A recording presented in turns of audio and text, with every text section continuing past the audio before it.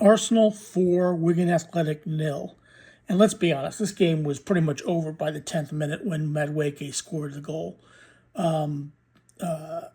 Eze made a beautiful pass. It was about a 50-yard pass right through Wigan's defense. Madueke put it into the corner. Game over, pretty much. Wigan really wasn't in the game, although they acquitted themselves better in the second half. And Arsenal really took off the foot off the pedal of the gas. They really didn't push too hard in the second half as much as they could have. Yes, they tried. Yes, York has hit the post as they had a couple of opportunities, which was saved by Wigan Athletic goalkeeper. What's his name? Tickle. But really, for all intents and purposes, it was a professional win by Arsenal. Like I said, 10th minute, Madueke scored. 18th minute, Martinelli scores off another beautiful pass by Eze. Jack Hunt is an own goal.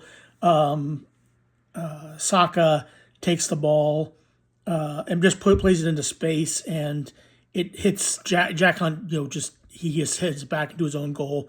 Really unfortunate that it happened, but it happened. And then Gabriel Jesus scores in the 27th minute. And, you thought in the second half, maybe the latter part of the first half and the start of the second half, that Arsenal was going to push out, get a couple more goals, make it 7 or 8-0 or something like that. But really they didn't. They attacked. They were very professional about how they handled things, but really for the most part, they just, for all intents and purposes, really took their foot off the gas, didn't press as hard as they could have. And in fact, Arsenal was able to bring in Tommy Setford in goal. Kepa played the 85th minute, 85 minutes, and then Setford came in. And look, you look at Arsenal's starting lineup. No Declan Rice. York has played the second half. You had Mascara started in the center back with almost William Saliba, who came out at about 60-minute mark. And then Lewis Skelly played the left back because Calafiori, Marcelo Skelly was going to be playing in midfield, but because of an injury to Calafiori, that he ended up playing at left back, and Saka came in and took the place of Lewis Skelly in the midfield. Ben White played on the right. Like I said, Saka played in the midfield along with Eze and Norgard, and Jesus, Madueke, and Martinelli played in the up front. Trossard came in for Madueke. York came in for Saka. Zubamendi came in for Ben White, who was a little bit injured. And Salmon came in for Saliba. So really, for all intents and purposes, you didn't risk Declan Rice. You didn't Gabriel, no Odegaard. In fact, even the goalkeeper, what's his name? I'll forget. I'm poor with names. I'm sorry. The goalkeeper, he was in the bench. He was in the stands watching the game in dress clothes. He wasn't even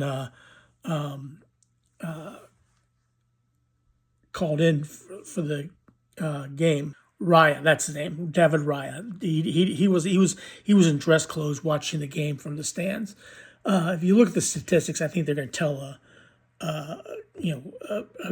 Arsenal had 73% possession to 27% by Wigan. 6 shots on goal for Arsenal, 2 by Wigan. In fact, Wigan actually had an opportunity to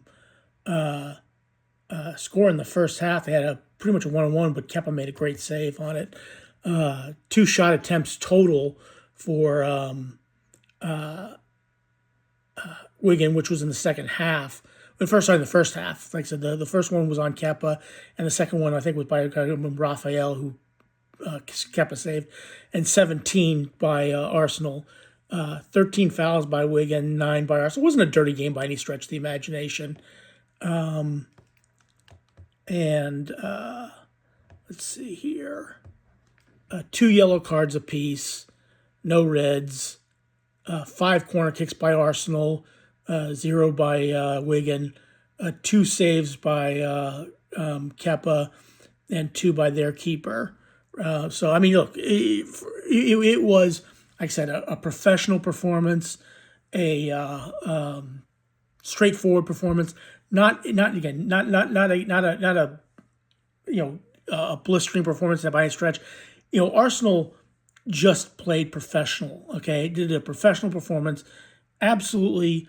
And they cruise into the 5th round against, look, Wigan is a team that's in 22nd place in League One, okay, and they're playing the Premier League leaders right now, who are up on Manchester City by 4 points.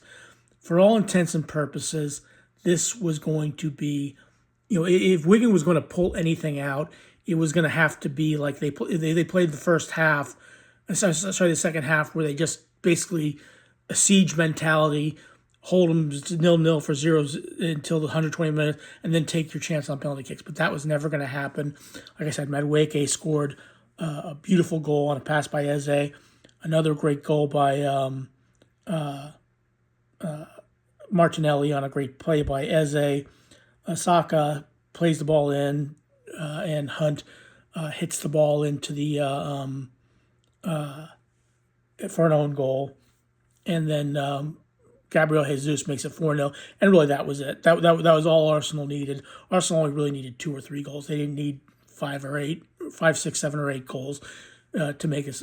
They're through. And again, it's going to be interesting to see who they play. They could draw Liverpool, they draw Manchester City, but they could also draw Fulham or Wolves, who they play on Wednesday. And to be fair, Wednesday is probably a bigger game than this one right here. But because they can go 7 points. And I think the reason they're playing this game on Wednesday is because that's the game that Arsenal would have played the weekend of the League Cup final, which is in about 4 or 5 weeks' time, whatever it is. So they're going to get that out of the way. They're going to have a game in hand going through through then. So they will, so they'll get that game out of the way. But anyway, thanks for watching. Please click like, share, and subscribe, and have a good rest of your day. Thanks for watching.